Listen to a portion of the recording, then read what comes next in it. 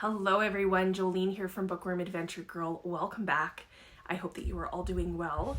This is where I talk about the books that I'm reading. I like to read diverse books and I highlight Canadian literature. If you are new, thanks so much for checking out my channel. Please hit subscribe and stick around. Happy to have you here. Today, I am very excited because I'm going to be talking about the 2025 Canada Reads shortlist, and I'm going to share what I thought of the books and which book I would like to see win. I'm going to try the prediction. I know this is coming out very last minute, more last minute than I would usually like, but I actually just finished the 5th book today. So the debates are like less than 24 hours away, and I'm looking forward to how the debates play out. Anything can happen, so we'll see. But on the 20th, I will also be with my friends at Canada Reads American Style to talk about the debates overall, so to kind of talk about the whole week. So I will link them below so you can follow along if you wish. And if you are wondering, what is this Canada Reads thing that you're talking about? It is a book competition to find the one book that all of Canada should read this year. There are 5 books that are championed and defended by 5 Canadian celebrities or public figures. So then from March 17th to the 20th this year, the debates will take place where one book is voted off each day, very much like Survivor style, until we're down to one book that all of Canada should read. So I will leave a link to my Canada Reads playlist so you can go back and see what that's all about. And it has my long list and my short list reactions this year, where I talk more about all of those details and more about the books and the defenders. So I will also leave links to the Canada Reads website where you can check out past winners and learn about how to listen or watch the debates, because you can do it either way. So let's get started. I am going to share the books in the order that I enjoyed them. And I'm going to go from least enjoyed to most enjoyed. And this, ironically, is also the order that I read them.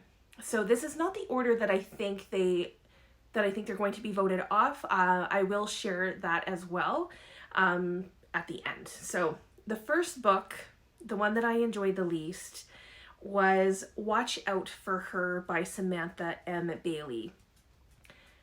I do think that this is the underdog in the competition.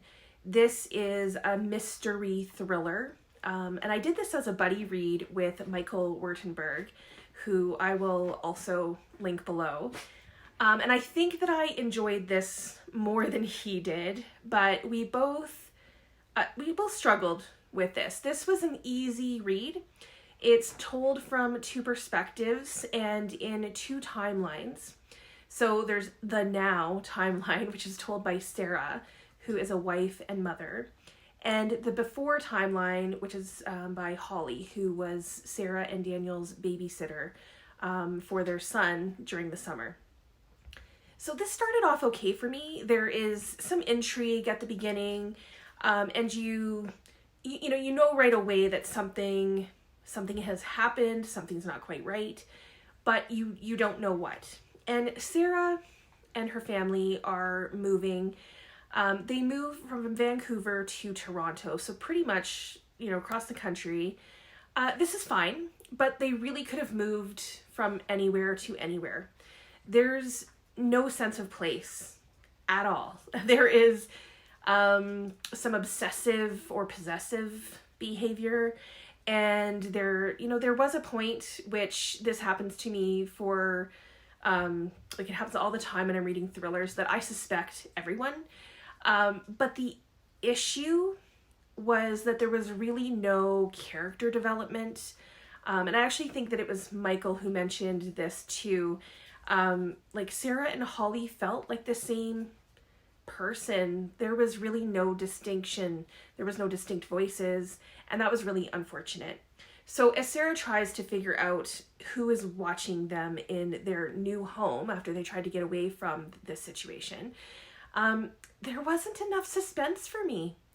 The problem, I guess if you want to call it that, didn't seem too significant to me, if that makes sense. And even Sarah kind of mentions that in the book, and I never really felt much danger at all.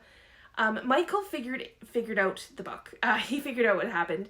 I didn't, but I also wasn't surprised with how things went. There was nothing shocking. So for me, I think, this might have been a fine read on its own, but being in this competition, I think it will be the easy vote for day one. Perhaps I will be surprised, but if it stays longer than day one, then I think that will be more surprising to me than anything that happened in the actual book. Okay, so the second book is actually surprising to me that it didn't make it into my top books. And it is A Two-Spirit Journey by Ma-Nee Chacaby. And this is with Mary Louisa Plummer. So this is a memoir, and it tells the story of Ma-Nee's life. It includes themes of poverty, identity, alcoholism, abuse, and overcoming many obstacles and some successes, and having some successes. So on paper, I should have loved this book. I've read many memoirs from Indigenous writers. I do read a lot of Indigenous writers. Some of them are among my favorite books.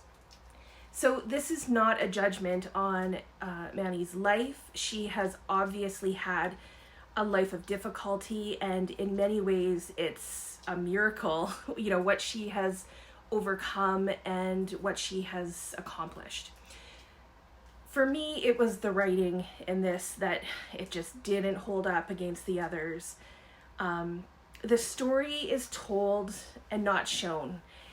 It's first I did this, then I did this, then I did this, then I did this, and then I did this. And that is really hard for me to read. I also felt that sometimes the things shared weren't important details, while other details that I think could have helped make this a little bit more impactful, they were left out. So I was happy to read this. I'm glad I did. I did learn some things from it. But I thought that there were better memoirs on the long list that were better written, and I think, I enjoyed them more. So that brings me to the third book in order of enjoyment for me. And this is the other memoir on the short list, Jennie's Boy by Johnston. I thought that this book was definitely better written. It only covers 6 months of Wayne Johnston's life from 1966 to 1967. This is a time period in which he was quite ill and frail. It also has themes of poverty and abuse. And Wayne's grandmother, Lucy, is also quite a character in this. And then, of course, there's Jennie, which is Wayne's mother. So this book won the Stephen Leacock Award, which is our award for humor here in Canada.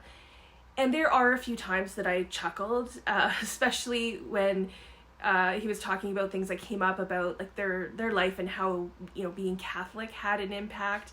So there's some Catholic jokes in there, and what that the impact it had on their family. So there were difficulties, and I appreciate when authors are able to bring some light to their difficult situations, and especially if it's in a humorous way. That being said, I wouldn't call this a humor book. So if that's what you're looking for, I don't think that's this.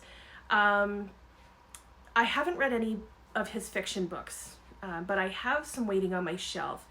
And I will be very interested to see how they go, especially knowing some of his own history now, some of his own backstory, and the obstacles that he has overcome. So it will also be interesting to see how the two memoirs, how they both do in this debate. because they're kind of up against each other. That's their biggest competition. The fourth book is Etta and Otto and Russell and James by Emma Hooper, another author I had never read before. In fact, all of 5 books are new to me authors, so that's kind of cool. This is really a fable, I would say, and I think this would be a really good book club read. Probably, one of those books that people get really different things from, which I think could lead to some really great discussion.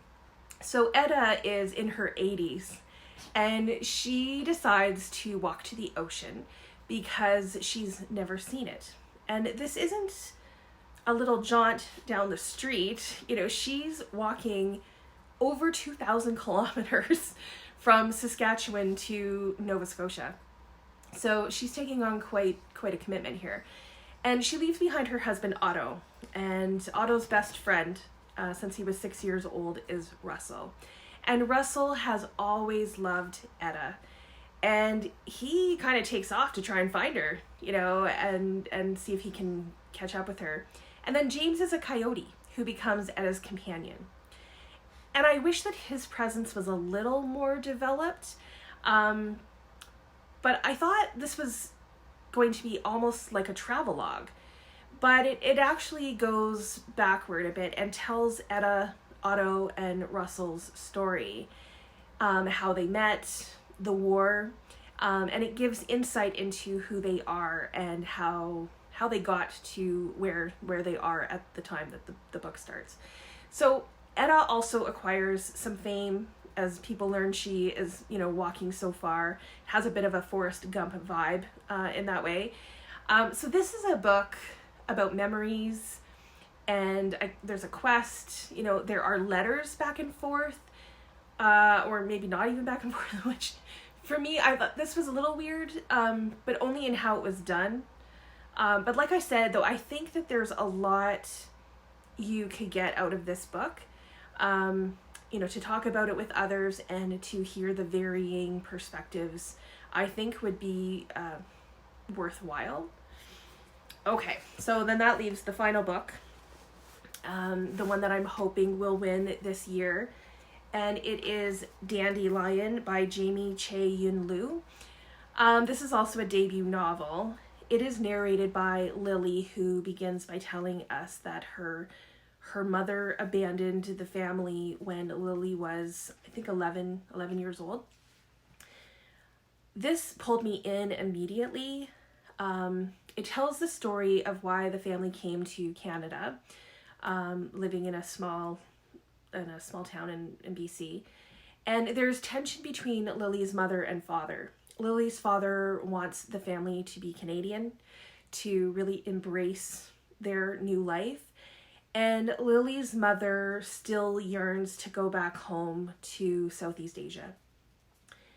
And in the first part of the book, Lily is basically giving the perspective as a young person, and what she understood as a young person. So then in part 2, Lily has her own daughter. She now has a daughter of her own, which has enabled her to understand her mother in a completely different way. And she begins to question more about where her mother went. Part 3 is Lily's quest to find her mother. And along the way, family secrets are revealed. And it's kind of a sad story in a lot of ways. But like some of the other books, this has themes of identity, motherhood, and discrimination. And some of the writing I found difficult, in that sometimes the dialogue, it just didn't seem to flow. It didn't always feel like people would actually talk like that. So it seemed unbelievable. But then there were other parts of the writing that I thought were beautiful. There were, and I wish I had flagged some of them, there were some beautiful similes and descriptions that I thought were really, really good. Descriptions of Calgary and BC were it was a great way of setting the place. And like I felt like I was there, and it might be because I know those places. I live in Calgary, and I've been to some of the places that she talked about, like Chinatown. I've been to the restaurants that she mentions. You know, I've walked in those neighborhoods, so maybe it's because I know what she's talking about. But I loved how she brought culture and food and just this desire for belonging, you know, how those were all brought into this story. I thought was really well done. So I rated this book the highest. I think it was a 4.25. All of the books were rated between 3 and 4.25, so not too much of a difference there. Now we will see how things go, but I do think that Watch Out for Her will be the first voted off. Day 2, I think it will either be one of the memoirs or Etta and Otto and Russell and James. I'm just thinking, I'm going to go with Jennie's Boy. Even though I enjoyed that book more than the other memoir, I think people are really uplifting Indigenous stories, and which is wonderful. And they won't want to vote the other memoir off too early. So a third, I think it'll be Etta and Otto and Russell and James. I think that one will be voted off. And then I think on the last day, it will come down to a Two-Spirit Journey. And of course, I'm hoping Dandelion. So you already know that I'm hoping that Dandelion wins. So I'm hoping that the memoir gets voted off on the fourth day, or on the last day. But I can see how a few of these might make it to the end. So I'm really looking forward to following along, following the debates, and seeing how these books will be defended, because sometimes they surprise me in their defense. I'm really looking forward to seeing what Linwood Barclay will have to say about Watch Out for Her, especially because he is a really good thriller writer. So I think that he might have some ammo there. And as I've said before, you know, anything can happen in the debates. They have surprised me many, many times. So the debates take place March 17th to the 20th. And then after the debates, if you haven't had enough Canada Reads, there's a number of people that follow along throughout the week. So there will be plenty of info out there. But you are welcome to join me. I will be making a guest appearance with Rebecca and Tara from Canada Reads American Style. That is on the evening of March 20th. And we will be talking about the entire week of Canada Reads and what we thought. So please join us if you can. Would love to have you join us. And I will leave links below to the Canada Reads American Style podcast and their YouTube channel, all the info that you need there. So please let me know. Are you following Canada Reads this year? Have you read the books on the short list, the long list? Do you want to read the books? How do you think the debates will go down? What book do you think will be voted off first? What book do you think all of Canada should read in 2025? And which book will take home the prize? So I look forward to chatting with all of you in the comments. As always, thank you for watching. I hope you enjoy the rest of your day, and don't forget to make every day an adventure.